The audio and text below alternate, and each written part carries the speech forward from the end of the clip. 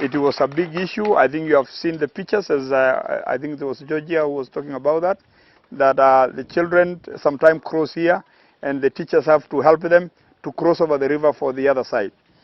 And I must say that I'm very pleased with what Hammond and the engineers have done with this bridge. Hii mto huwa wakati wa mvua inafurika kabisa na haipitiki.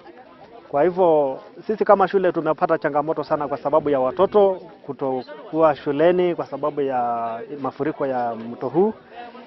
Watoto watasakaa hata wiki moja, hata wiki mbili, wakati wote ambao mvua inaendelea, watoto watasakaa kwa hiyo muda wote kutokuwa shuleni kwa sababu ya mafuriko. Kuna siku mimi mtoto yangu iligonjeka na mto imefurika sana. Nikakosa mahali ya kupitisha.